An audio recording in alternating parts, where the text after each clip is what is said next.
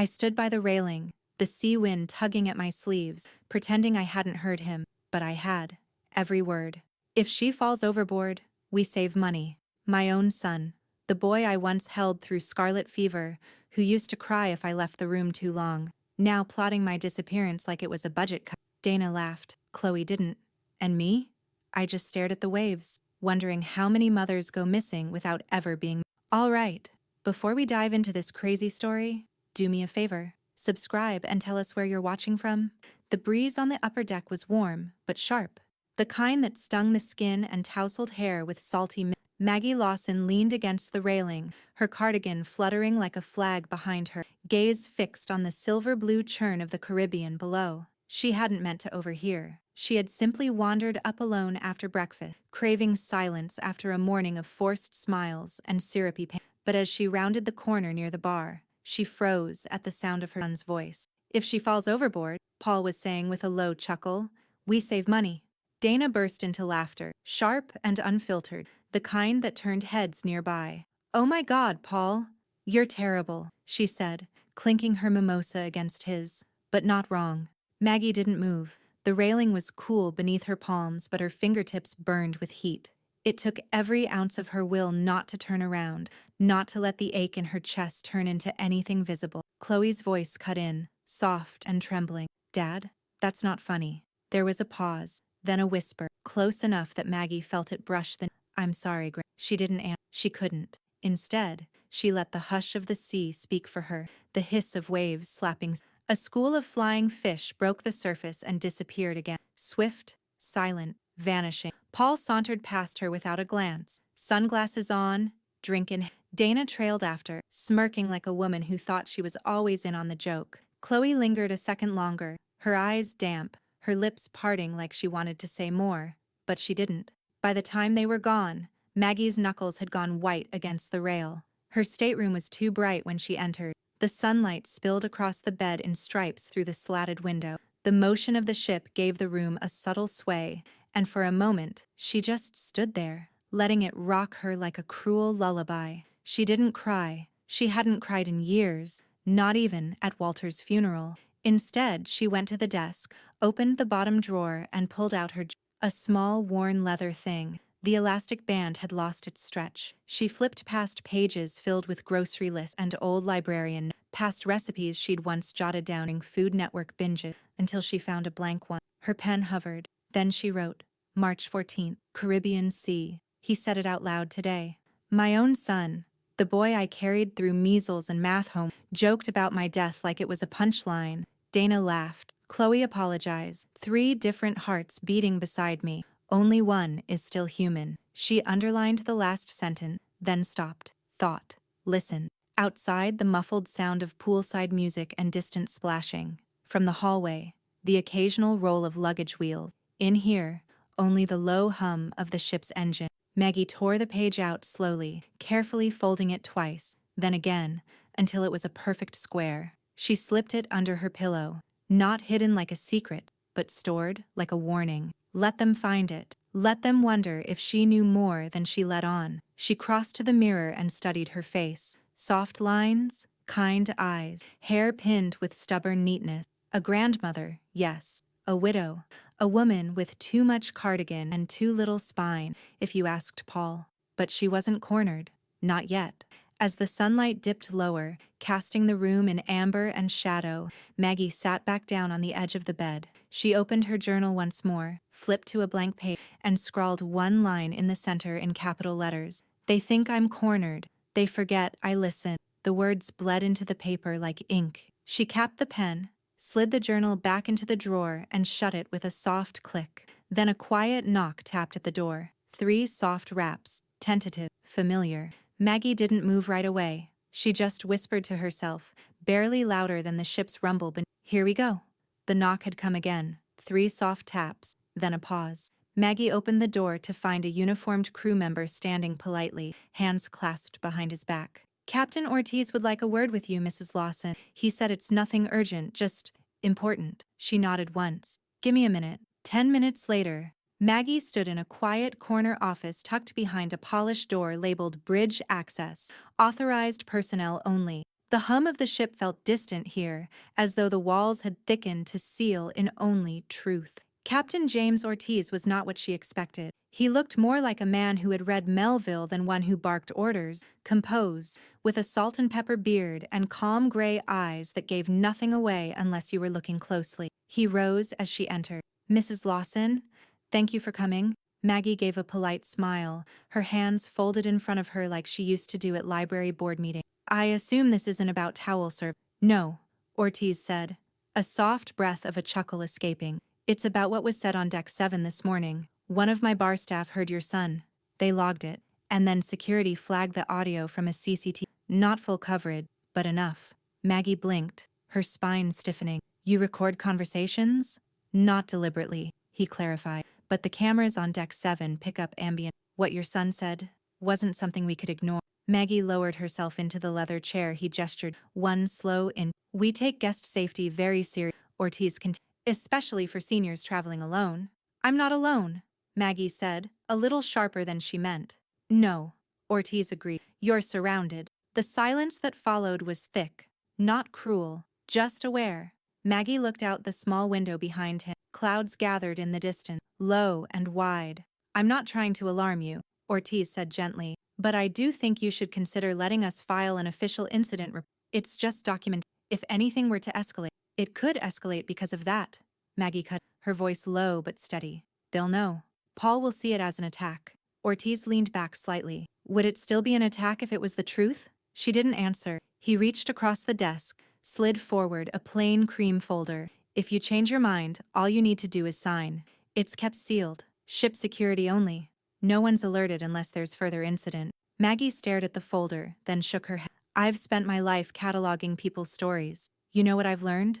Ortiz folded his hands patiently. "People don't believe the quiet woman until the room's already on fire." He nodded slowly. "Then let's make sure someone has the matches labeled." There was a soft knock at the office door. Chloe stepped in, her eyes darting from Ortiz to Maggie. "Sorry, I didn't mean to interrupt. I just wanted to check." Maggie rose, smoothing her skirt. The moment caught between them like a photo no one wanted to frame. Captain Ortiz stood as well. "It's all right. We were just finishing up." Maggie hesitated. Then, with a breath that felt heavier than the ship's anchor, she reached for the pen on his desk. Her signature was small, but deliberate, the way she used to sign library donation. Ortiz didn't smile. He simply nodded once, then closed the folder with a soft snap. As Maggie stepped out into the corridor with Chloe, the hallway lights flickered from afternoon glow to evening dim. "Was it about Dad?" Chloe asked quietly. Maggie didn't answer at first. She just walked, hand grazing the wooden railing lining the corridor. Her voice, when it came, was like a bookmark slipped quietly between chapters. "He won't see this page coming." The knock had come again. 3 soft taps, then a pause. Maggie opened the door to find a uniformed crew member standing politely, hands clasped behind his back. "Captain Ortiz would like a word with you, Mrs. Lawson." He said, "It's nothing urgent, just important." She nodded once. "Give me a minute."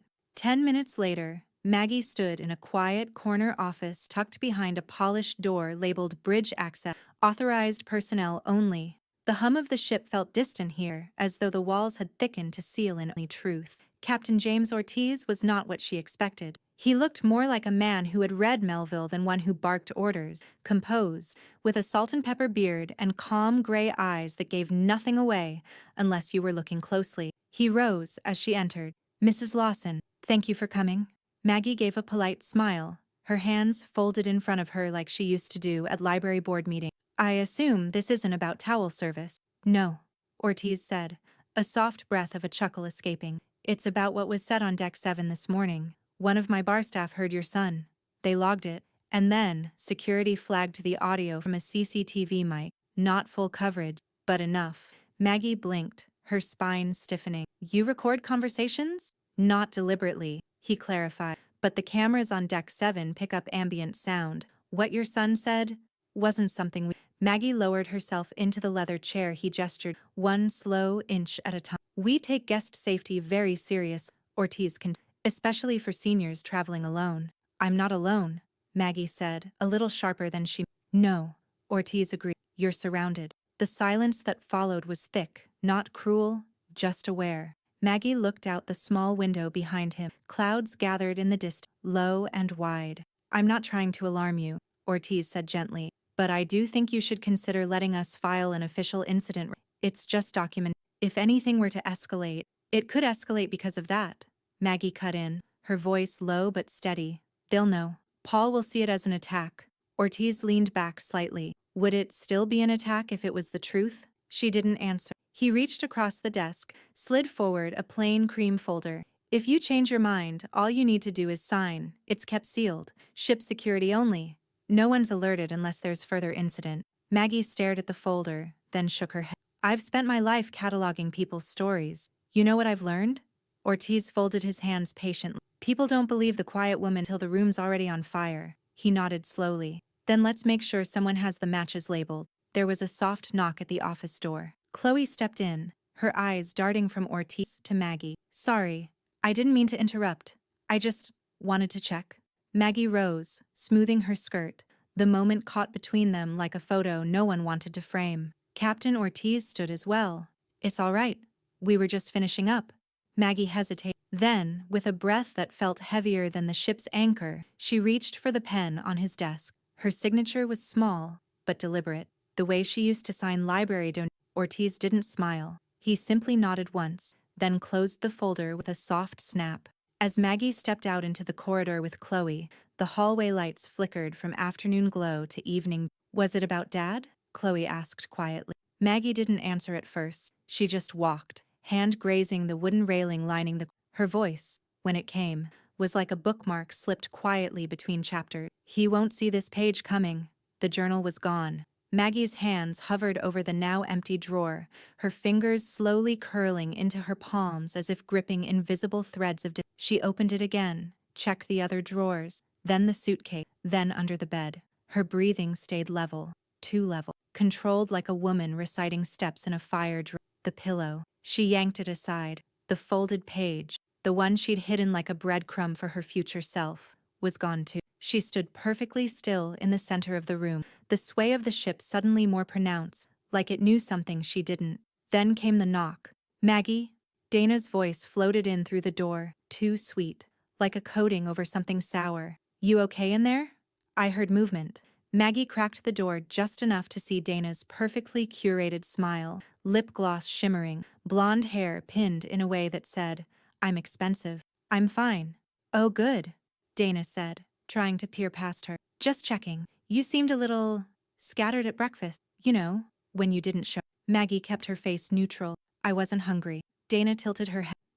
Still, if you ever need help keeping track of things. Her eyes flicked to the inside of the stateroom like a hawk circling. Paul says you've been misplacing stuff again. Don't worry, it happened. Dad did it too.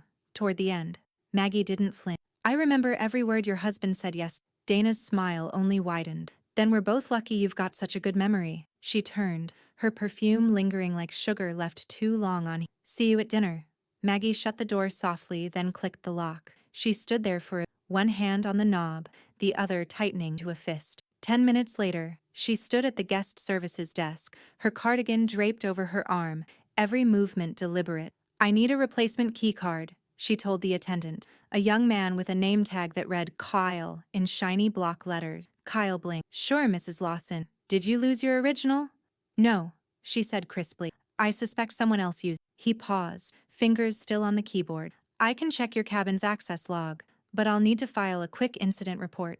That's fine, Maggie said, watching the screen reflected in his glasses. Please, timestamp the replacement. Kyle's hands flew over the key. Looks like your room was accessed twice yesterday while you were marked at the spa. Any guests authorized to use your card? No. He glanced up. Would you like us to notify security? Not yet. Back in her stateroom, Maggie slid the new card into the slot, listening for the click of the door unlocking like a safe reluctantly yielding. Inside, Chloe stood near the balcony door, arms crossed, eyes darting to the bed, then to Maggie. I was coming to check on you, Chloe said quietly. You didn't happen to see my journal, did you? Chloe hesitated, just enough to make Maggie's stomach tighten. No. Why? Is it gone? It is. Chloe looked down at the floor. Did you maybe pack it somewhere else? I didn't pack it at all. I left it here, in the drawer, with a page under the pillow. Maggie's voice was flat. measured. Chloe looked away. Maybe someone from housekeeping? No, Maggie said gently but firmly. They don't take folded paper and leave everything silent. The balcony door rattled faintly in the wind. Did Paul or Dana come in here?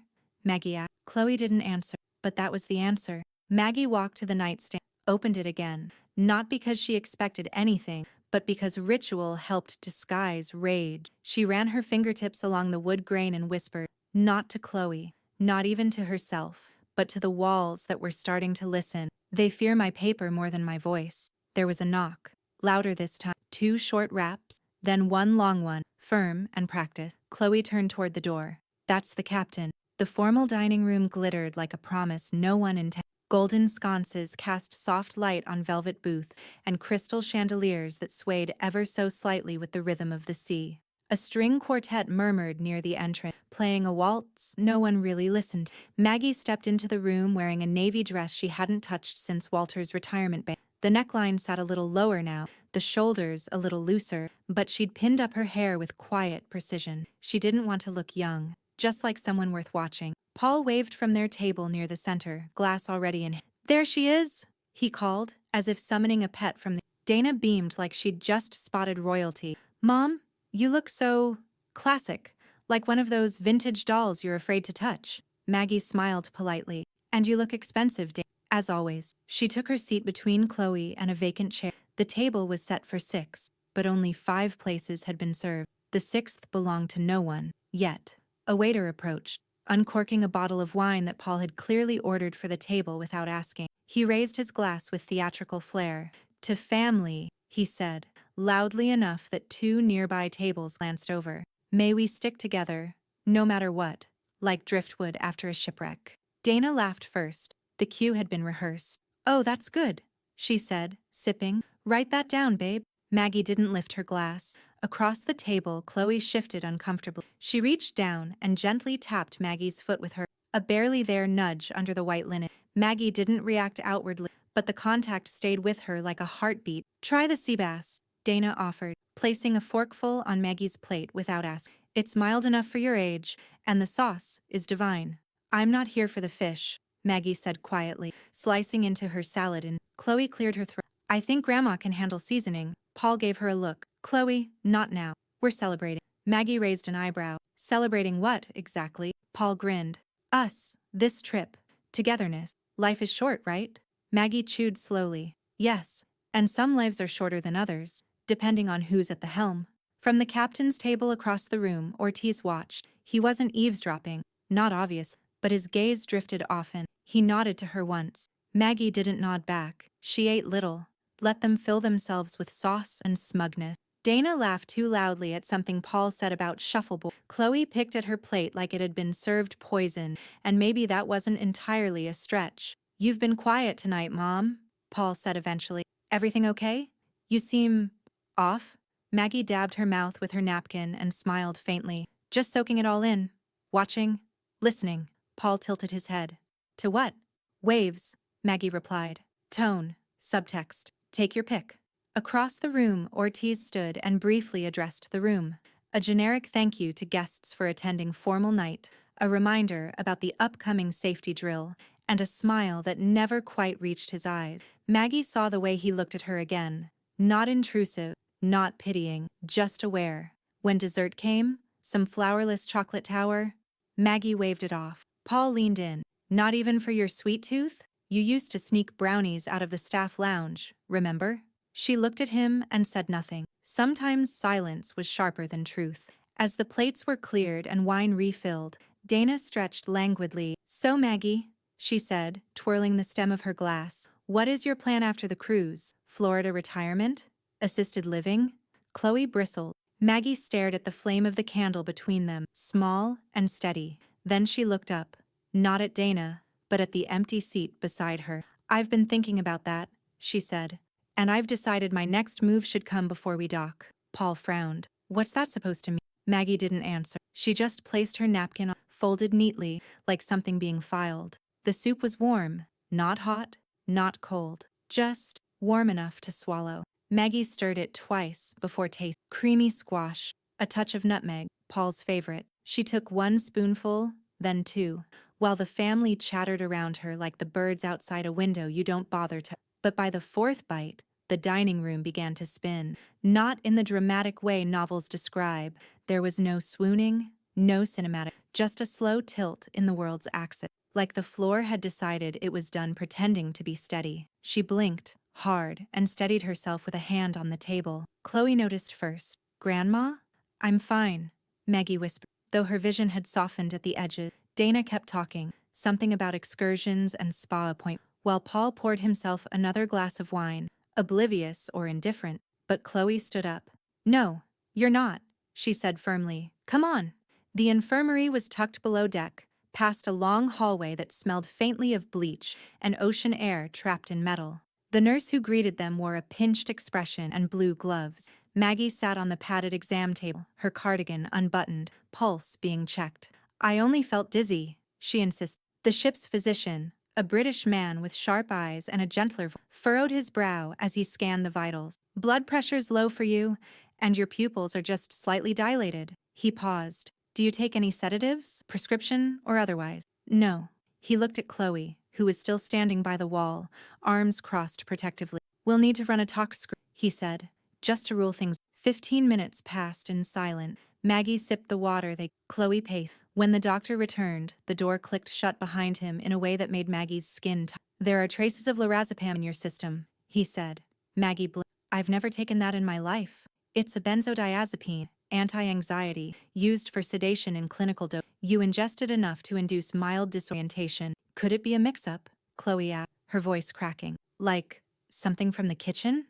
The doctor gave her a pointed look. "The kitchen doesn't serve benzos." Chloe paled. Maggie sat straighter. "So someone drugged me." He didn't answer, but his silence was its own kind of verdict. Ortiz arrived 5 minutes later. He didn't knock. He simply stepped in, face stern, posture straight as ever. "I was notified immediately." Maggie nodded once. "Of course you were." He looked at the doctor. "Has she been stabilized?" "She's coherent and physically unharmed." The doctor "But yes, sedatives were detected. Based on when she reported symptoms, the ingestion likely occurred within the last hour." "Lunch," Maggie said softly. "It was in the soup." Chloe whispered, "Oh my God." Ortiz stepped forward. "We're opening a formal investigation. This qualifies as a criminal matter. I need your permission to pull all food logs, security access to the kitchen, and cabin entry data." "You have it," Maggie said coldly. "We'll also need to document the incident." Ortiz continued gently now. "This can't just be verbal anymore." Maggie's voice was steady. "Start the paperwork." As they wrapped the exam, a crew liaison, a slim woman with a clipboard and a sharp bob haircut, she handed Maggie a card. "This is a legal contact our ship contracts with in Florida for elder-related concerns. Her name is Rachel Meyer. Elder law, estate protection, guardianship disputes. She's dealt with it all. If you'd like, we can notify her that you'll want representation when we dock." Maggie studied the name. She didn't recognize it, and yet it felt like an answer to a question she hadn't known how to ask. Chloe was trembling. "Grandma, they could have—" "I know," Maggie said, placing a hand gently over. Her eyes drifted toward the small window in the infirmary wall. The ocean looked different, tighter, like it was holding its breath. "They don't want me dead," Maggie said quietly. "Not yet. Just weak, confused, out of the way." She tucked Rachel's card into the side of her purse. Ortiz crossed his arm. "They're underestimating." Maggie smiled faintly. "They always have." She stood slowly, legs steady now. Then, as the doctor handed her a printout of the tox report, she folded it like a flag and tucked it in her handbag. She leaned in, not to Chloe, not to Ortiz, but to the silent, and whispered, "When we dock, I'll already be ahead." The ship's satellite phone room was sterile and dim, tucked behind a metal door with a keypad lock and a tiny plaque that read, "Authorized guest." Ortiz had arranged access personally. He didn't walk her in, just stood in the hallway, hands clasped behind his back, like a sentry guarding them. Inside, Maggie sat at a small desk beneath a humming fluorescent light, the satellite phone already connected. A crisp voice. "Rachel Meyer. This is Margaret Lawson. We were supposed to meet after docking, but She paused, breathed. "Something happened on board." Rachel didn't ask her to repeat it. "Go ahead," she said, pen clearly moving on. Maggie spoke clearly, her voice never rising above conversational, the way she'd once instructed disruptive teens at the library. Calm invited truth. Panic drew walls. "I was drugged. Medical confirmed. They found lorazepam in my system. I never take that. Silence on the line. Then, your son? Maggie didn't answer directly. Let's say he has motive, opportunity, and a history of looking at me like a line item. Rachel's tone shifted, tighter now, but still professional. I can have my team pre-file paperwork in Miami, guardianship defenses, emergency injunction, fraud holds, if needed. I want it ready the second I step off the gangway. Understood, Rachel said. But Margaret, this will go fast and ugly. You need evidence, names, dates, details. I have them, Maggie said. More every hour. Rachel's pen scratched on the other side. And you need to protect the documentation. Assume your cabin isn't secure. Assume they know. I already do.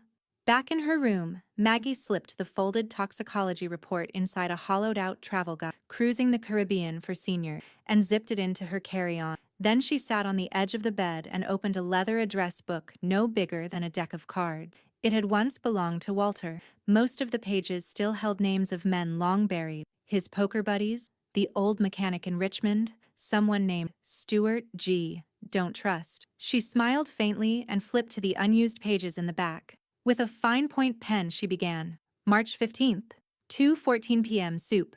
Dizzy. Chloe took me to infirmary. Traces of lorazepam. Confirmed by Dr. Latimer. Witnesses, Chloe Ortiz. Contacted Rachel Meyer via satellite phone. Confirmed legal prep for Miami. She turned the page, wrote a simple header. Essentials. Packed WW. Chloe's help. Hide bottom zip compartment. Then she clicked the pen close, tucked it into the address book's spine, and slid the whole thing into a plain black clutch with no logo. When Chloe knocked and entered, Maggie didn't. I locked the balcony door like you asked, Chloe said. And I switched the memory card out of your camera and hid it inside my sock bag. No one checks those. Good girl, Maggie murmured. She stood, moved to the small closet, and unhooked a lightweight jacket. From a side pocket, she removed a tightly rolled envelope. A printed cruise itinerary Paul had given her on day one. She flattened it and flipped it over. On the back, in her own handwriting, she had started a timeline. Incident, phrases overheard, Dana's glances, Paul's avoidance, every moment that felt sharpened. She folded it carefully and added it to the clutch. There was a soft knock. Captain Ortiz stood at the threshold. May I? Maggie nodded. He entered, eyes scanning the half-packed bags, the open drawers, the faint whiff of anxiety thickening the air. You're moving like someone who knows where this ends, he said. I'm moving like someone who's been underestimated for too long. He nodded once, then stepped closer and pulled something from his breast pocket. A small laminated. This is a secure locker assignment on the ship. Guest services doesn't control it. Only my office does. Use it if you need to hide something no one can. Maggie took the card without hesitation. Thank you. He looked at her with something approaching admiration. Paper shields, Mrs. Lawson. Don't let them go. She held up the clutch. They'll have to pry it from me. Ortiz gave her a thin smile. Noted. After he left, Maggie sat back down. She opened the address book one more time and wrote on the inside cover. If found, I was not confused. I was not lost. I saw everything. She traced her finger over the word. Then, in the hush of the room, louder than a shout, heavier than silent, she whispered, I won't. Maggie was zipping the outer compartment of her carry-on when the knock came. Sharp, clipped, irritated. Not Ortiz. Dana. Margaret? Came her voice, syrup sweet with a blade underneath. You've been on the phone a lot lately. Satellite line, no less. Who are you calling? Maggie opened the door only halfway, keeping her posture slightly slumped and her cardigan draped like armor. I was calling about travel insurance, she said, blinking slowly. In case I get dizzy again. You know how these ships sway. Dana narrowed her eyes, arms folded across her silk blouse like she was about to conduct an audit. You've never cared about insurance, not even when Paul's business went under. And now suddenly you're… What? Calling lawyers? Maggie tilted her head slightly, as if trying to place the question. Lawyers? Oh dear, no. I think I dialed someone about a walking tour in Puerto Rico, or maybe it was laundry service. Dana's mouth twitched. You're not funny. Then stop laughing, Maggie replied, her voice just above a whisper. Dana stepped in without asking, glancing around the room. She spotted the open carry-on and made a slow circle to Maggie let her. I'm just organizing. You know how easily I misplace things. Dana smiled tightly, like a fox pretending to have forgotten where it buried the bone. Right. Of course. Then, leaning closer, just remember, Maggie, wandering off into calls and secrets doesn't make you clever. It makes you…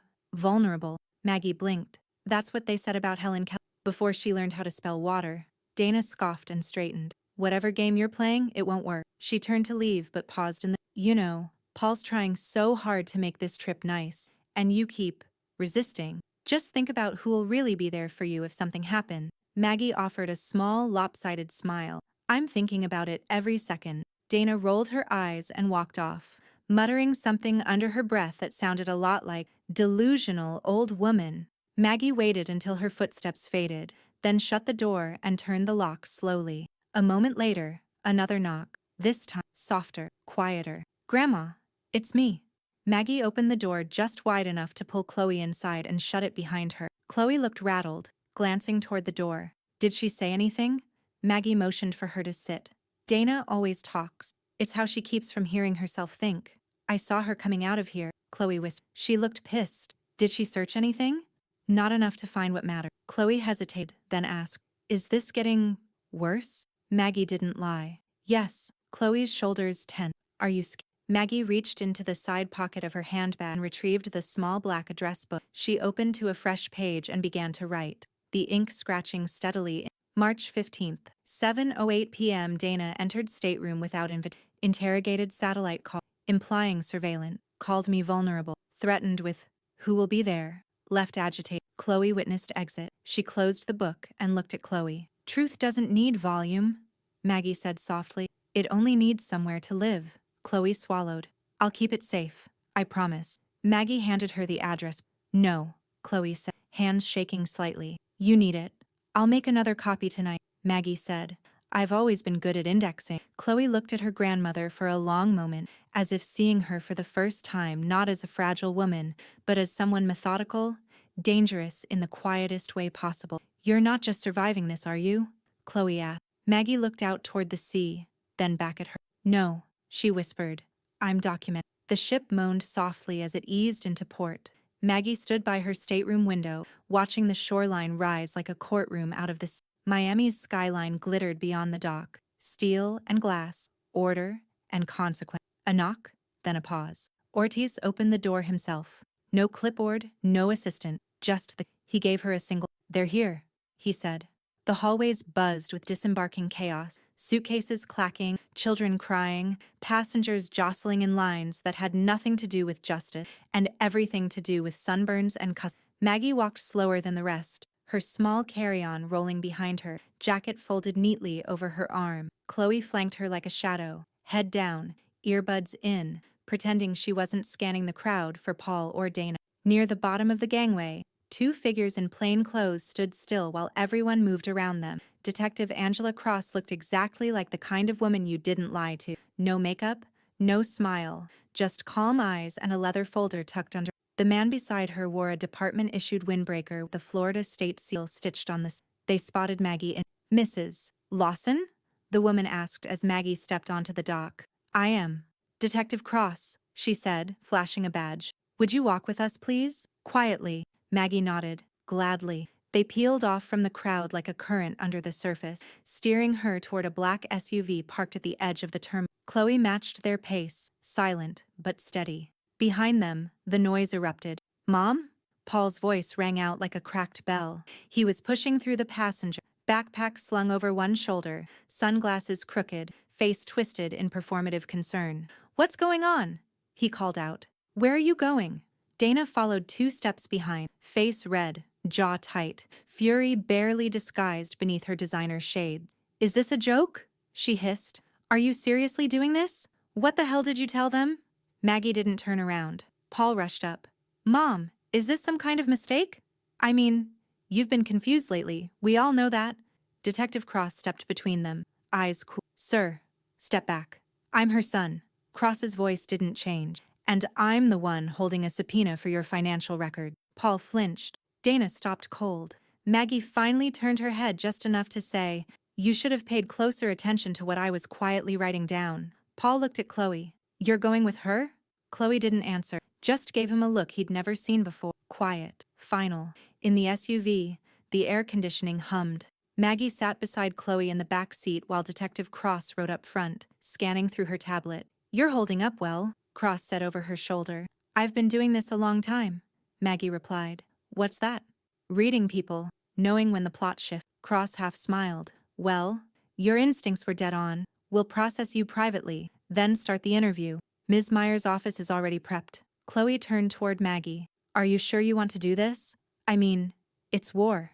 Maggie looked out the window, at the cranes swinging overhead, the customs building looming like a gatekeeper to something bigger than land. I'm not starting a war, she said softly. She reached into her handbag and pressed the edge of the folded toxicology report between her fingers like a prayer card. They already did. As the SUV turned toward the government exit, the cruise ship shrank in the rearview mirror, just a blur of white steel against the water. Maggie closed her eyes for a moment. She could still hear the ocean, still feel the quiet roar of everything about to rise. Then, in a voice barely louder than the engine beneath them, she whispered, "Docking is just the beginning." The small interview room in the Miami-Dade Elder Financial Crimes Unit looked more like a dentist's office than a place where lives unraveled. Pale green walls, a water cooler that gurgled every so often, one table, 3 chairs, and a mounted clock that ticked too loudly. Maggie sat with her hands folded in her lap, back straight, eyes forward. She had dressed with care, gray slacks, buttoned blouse, hair pulled back into a modest bun. The look of someone who had nothing to hide and everything to reclaim. Detective Cross slid a folder across the table. We pulled your bank records and compared them against metadata from Paul's home Wi-Fi. It's not even subtle. Maggie opened the folder. There, printed in sterile typeface, were pages of withdrawals, some small, $120 here, $300 there. Others, massive, $4,800 wired to a PayPal account in Paul's name, followed by a transfer labeled crypto exchange. Charges for hotel stays Maggie had never booked.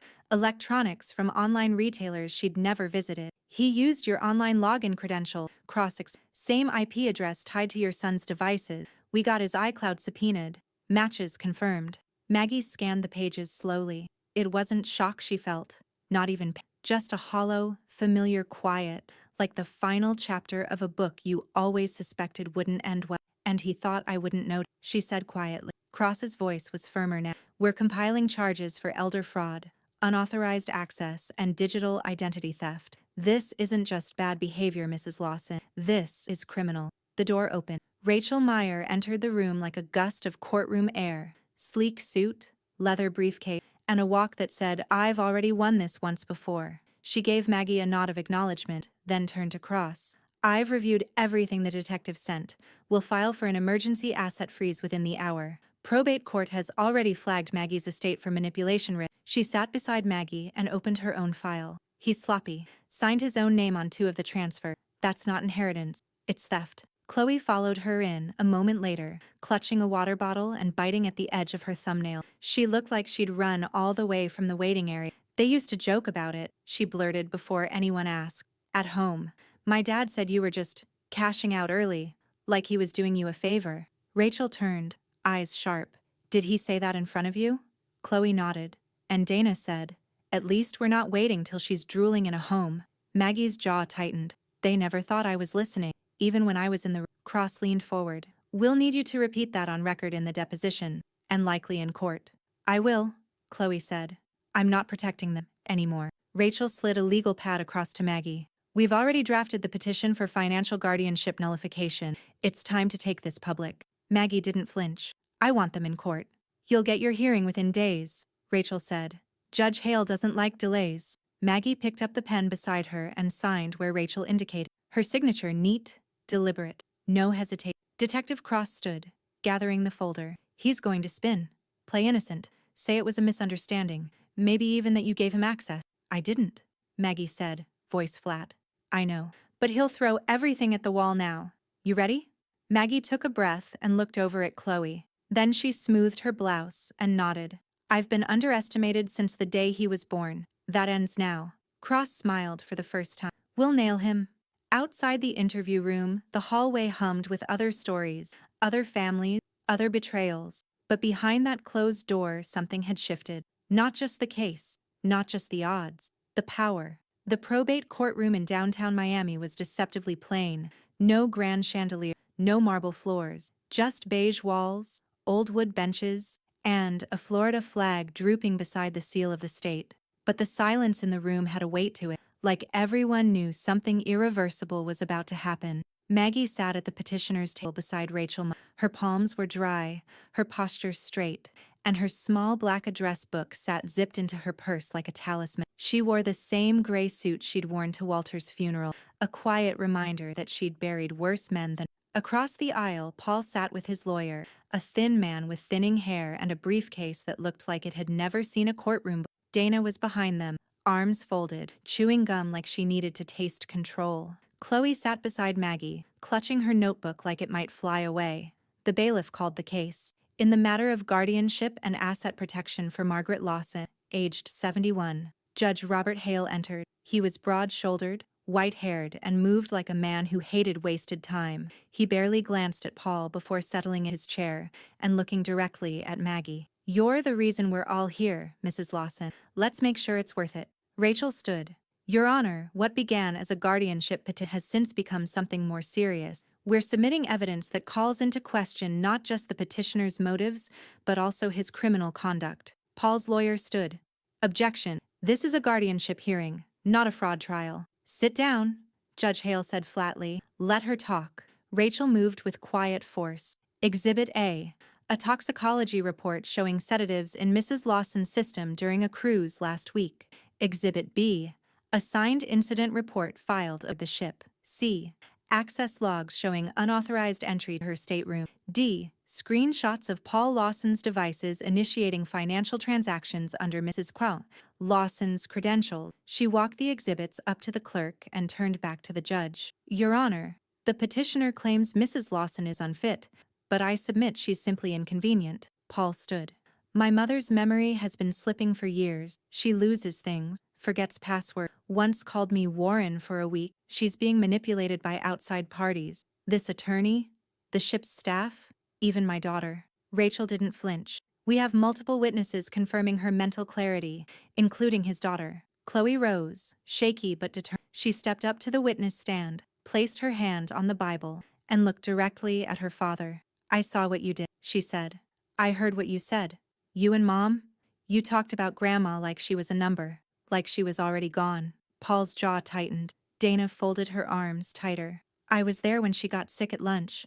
I saw the way you looked when she said she was calling a lawyer." Chloe's voice cracked, then steadied. "I'm not confused. I'm not misremembering. And I'm not afraid of you." Judge Hale leaned back in his. "Noted."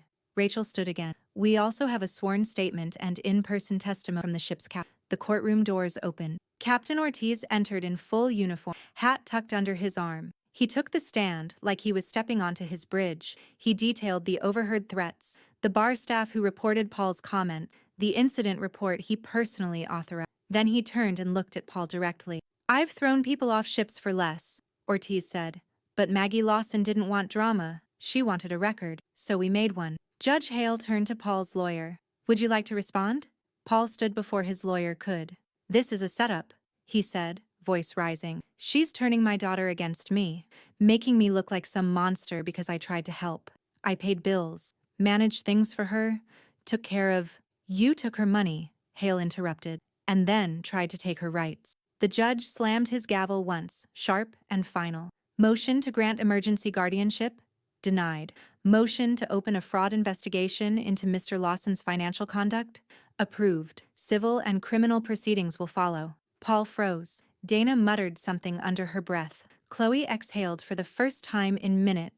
Maggie leaned forward slightly, eyes on her son, not gloating, not even angry. "Just done," she whispered, soft enough for only herself to hear. "Your deck is collapsing." The conference room outside Judge Hale's chambers felt like a holding pen for reputation. One wall was entirely glass, offering a panoramic view of the courthouse courtyard below, sunlight filtering through palms, people moving like tiny, unknowing witnesses. Maggie sat at one end of the long table, hands folded neatly, expression unreadable. Chloe sat beside her, visibly nervous, twisting a silver ring around her index. Rachel Myers stood, flanked by two new arrivals, a forensic accountant in a gray suit and a paralegal with a laptop already humming. Paul slouched across the table, arms crossed tightly, jaw clenched. Dana sat beside him, legs crossed, one manicured finger tapping against her iced coffee, like a slow, deliberate metronome. Detective Cross leaned against the wall near the exit, silent,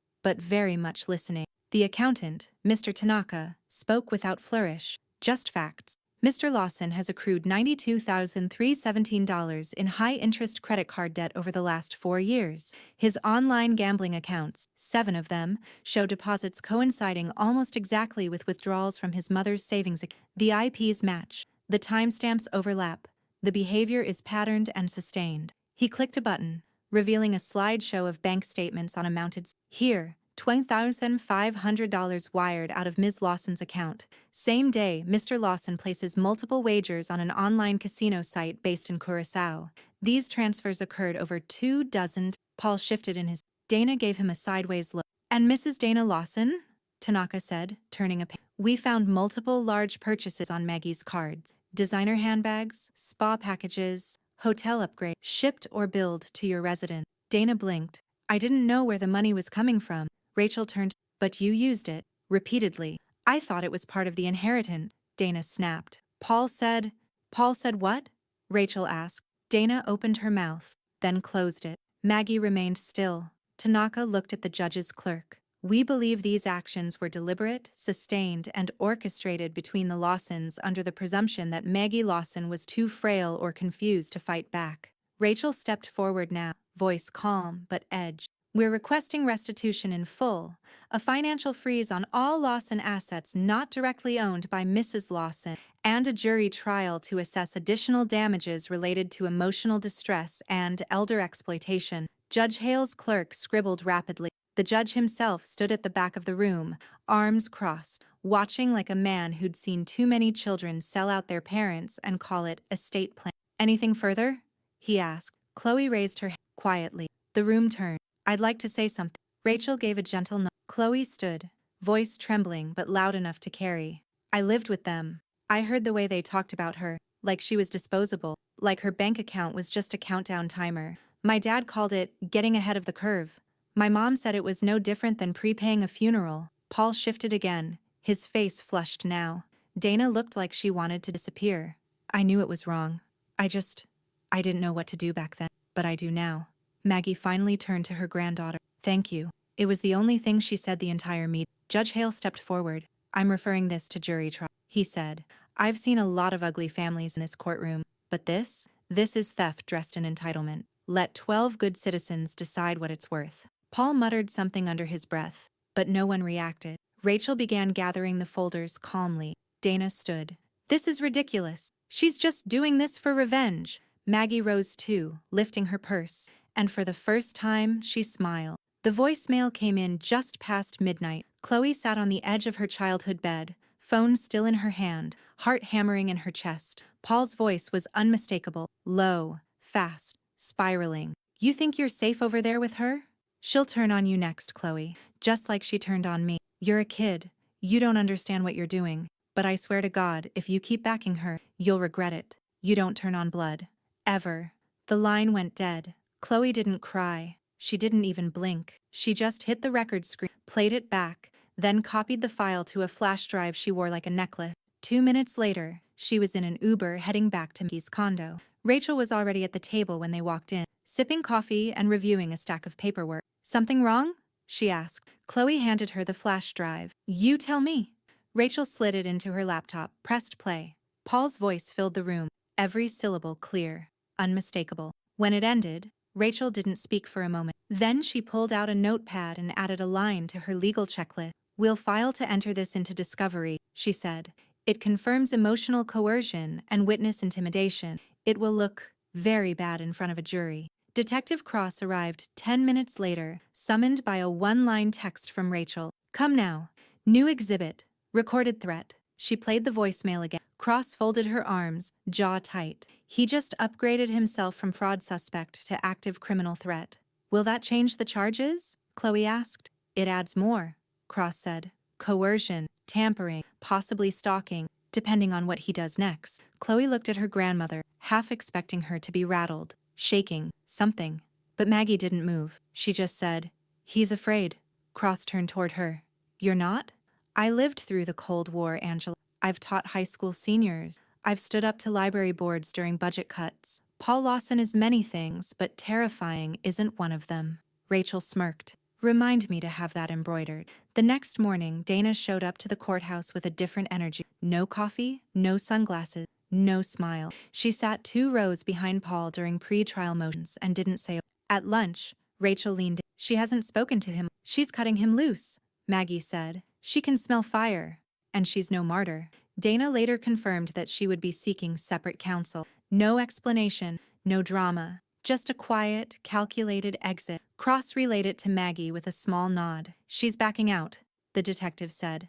But I wouldn't mistake it for regret. I don't, Maggie replied. She's not leaving the boat. She's swimming to shore with the silverware. That evening, Chloe stood in Maggie's guest room, suitcase at her feet. Are you sure? Maggie asked gently. Chloe nodded. I'm safer here than with them. And you shouldn't be alone right now. I'm not, Maggie said, handing her a fresh set of keys. They ate dinner in silence, grilled cheese, soup, and a few pieces of fruit, neither of them. Later, Maggie stood by the window, watching a neighbor's porch light flicker on in the dusk. Chloe came up beside her. He's unraveling, Maggie nodded. He lost the courtroom. Now he's trying to win by fear. But he can't scare you. No, Maggie said softly, because I finally see him clearly. She looked at the apartment across the street, empty, still, lit by someone else's life, and whispered, he's losing his anchor. The courtroom was colder this 12 jurors filed in wearing cautious expressions and courthouse wrinkled clothes. Maggie watched them carefully, taking in every shift of posture and raised eyebrow. She had once taught body language as part of a reading comprehension. People say more with a sigh than a sentence. Rachel stood beside her, legal binder thick with exhibits, color-coded tabs, labeled screenshots, toxicology reports, account statements, access logs, and the flash drive. The last page read simply, Victim, Margaret Lawson, age 71, charges, elder fraud, attempted drugging, financial exploitation. Paul sat across the aisle, face pale and stiff, dressed in a navy suit that didn't quite fit. His tie was too tight, his shirt collar slightly askew. Dana wasn't beside him. Her attorney had filed a motion to delay involvement in future proceedings pending separate negotiation. She'd abandoned ship, as predicted. Maggie hadn't spoken to Paul since the courthouse hallway the week before, when he'd stared at her for a full 10 seconds without saying a word. Just the same hollow glare he gave his creditors when they showed up at the front door. Rachel opened with clarity. Her voice didn't shake. It sliced. This isn't a probate dispute. This is a pattern. A deliberate, sustained, manipulative pattern against a woman who trusted her family and was treated like an ATM with a slow pulse. She handed the binder to the court clerk, who passed copies to the jury. Page by page, the case unfolded. The medical report, the crew's incident files, Ortiz's official logs, Chloe's transcribed voicemail record, the bank document, the photo of the address with Maggie's dated entries, the timeline chart Maggie had written on the back of her travel itinerary. The courtroom was silent except for the occasional rustle of pages and the scratch of juror notes. Detective Cross took the stand next. Her words were precise, confident. We verified every transaction, she said. Every access point, every IP address. Mr. Lawson used his mother's login credentials, home Wi-Fi, 39 times over 18 months. The amounts stolen aren't just measurable, they're documented. Paul's attorney attempted to object. The judge barely acknowledged. Overruled. Continue, detective. Cross continued, unbothered. We also confirmed a recorded threat made to a key witness, his daughter. That recording is on the flash drive submitted into evidence. The courtroom heard it again. Paul's voice filled the room. You don't turn on blood. Ever. No one moved. Captain Ortiz testified with the gravity of a man used to giving orders. We take threats seriously on the ship. What Mr. Lawson said wasn't casual.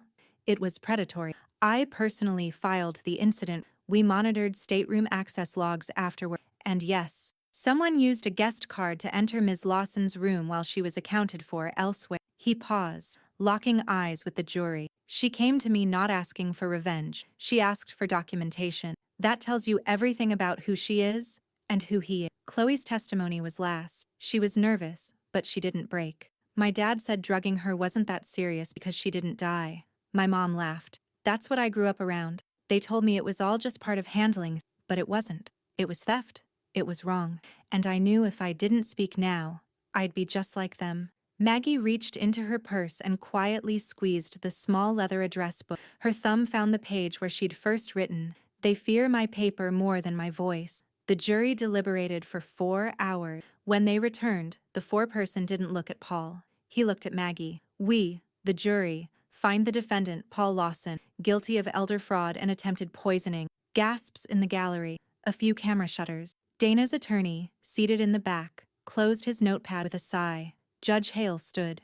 Mr. Lawson, you are hereby stripped of any claim to Margaret Lawson's estate, power of attorney, or inheritance. Restitution is ordered in full. Sentencing will follow. Court is adjourned. The gavel came down. Hard. Final. Paul didn't look at anyone. As the bailiff led him from the courtroom, he glanced once, briefly, at Chloe. She looked away. Maggie stood slowly, lifting her purse and the binder Rachel handed back to her. Rachel leaned in, whispering, "It's over." Maggie gave a thin smile. For him, the house hadn't changed, but the silence had. Maggie stood in her kitchen, and the light through the western window warming the tile.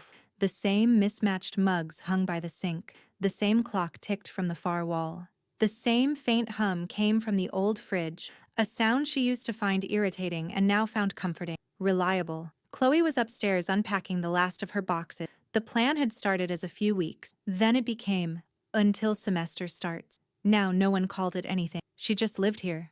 Maggie didn't ask for more than that. She poured 2 mugs of tea, black for herself, herbal for Chloe, and left one at the bottom of the. No need to call her. She'd come when she was ready. There was a knock at the door. Rachel Meyer stepped in like someone arriving at the end of a long case file. She wore jeans for one, not a suit. Still carried a leather briefcase, though, and her eyes, sharp as ever, softened just slightly when she saw Maggie's face. "I brought the final document," she said, lifting the case. "Restitution schedule, title transfers, court closure forms. You can ignore 90%. "I won't," Maggie said, smiling faintly. "I like to file things." They sat at the table. The wood still bore the faded ring from a teacup Walter had left there 10 years ago. Maggie didn't cover it with a coaster. Rachel opened the binder, smaller now, lean and finished. No new tab, no red flags, just closure. "The accounts are locked. The estate's clean. No appeals filed. Paul's sentencing is next week, but it won't involve you." Maggie nodded slowly. "He won't write. Not even from prison. You wouldn't read it if he." "No," Maggie said. "But I'd save the envelope, just in case."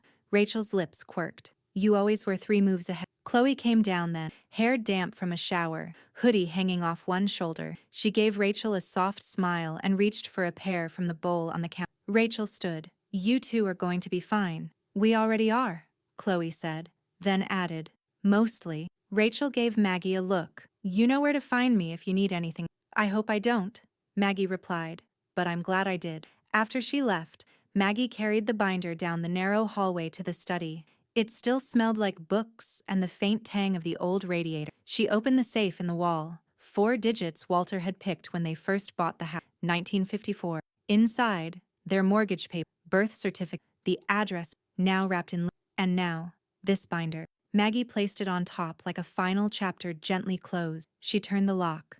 Back in the kitchen, the landline. She answered. "Hello? Maggie?" Came the voice on the other end. Warm, a little winded. "Helen? I just saw the article about the trial. You absolute legend." Maggie chuckled. "You read that, did you?" "Twice. And printed it for the book club. You have a standing ovation waiting whenever you're back." Maggie looked out the window. The sun was sinking low, the backyard glowing gold. A cardinal sat on the porch rail, twitching its head as if waiting for something. "Maybe I will be," she said. "Soon." "You take your time," Helen said, "but you come back whole." Maggie smiled. "I'm working on it." She hung up.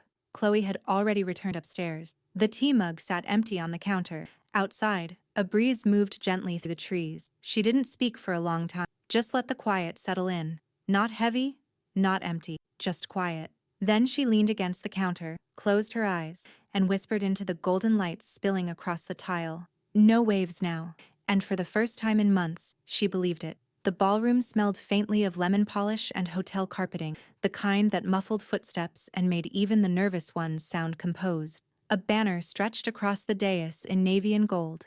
Annual Mid-Atlantic Conference on Elder Rights and Advocacy below it. Keynote speaker, Margaret Lawson. Maggie stood behind the curtain, palms flat against the podium just beyond view. Her notes sat folded in her clutch, untouched. She wasn't going to read them. Chloe stood to the side, holding a small bottle of water with both hands, eyes wide and bright. "You're gonna knock them over," she whispered. Rachel, seated in the front row, offered a thumbs up and a wink. A soft chime rang overhead. The crowd quieted. The MC adjusted the microphone. "And now," he said, "please welcome someone whose story has already changed the landscape of elder fraud legislation in this state. She doesn't just represent resilience, she rewrote the playbook. Margaret Lawson." Applause greeted her like a tide, gentle at first, then rising. Maggie stepped onto the stage in a charcoal blazer, her shoulders square, her gait steady. The lights were warm, but not blinding. She found the podium, placed her hands on either side, and looked out at the room. Rows and rows of faces, some wrinkled with time, some younger, scribbling notes, some simply watching, waiting for the lesson in the scars. She took a breath. "When my husband died, I thought the hardest part would be learning how to sleep without a second she began, voice clear. I was wrong.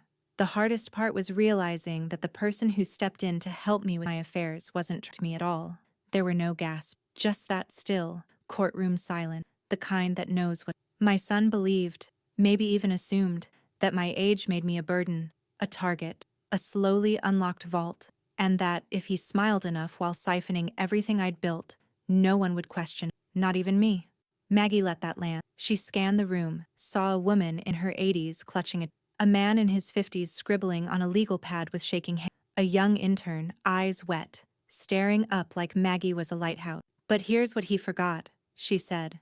"I spent 30 years teaching high schoolers how to annotate a text. I know how to spot theme, tone, foreshadowing. I know when the quiet part is the most important." A soft laugh moved through the room. Maggie's voice didn't rise. It didn't need to. "I took notes. I listened. I kept paper. And when it mattered most, I had the receipts and the courage to use them." There was a rustle of recognition across the room. Heads nodding, throats clearing. She paused. Let her fingers rest on the edge of the podium. Being old doesn't mean being obsolete.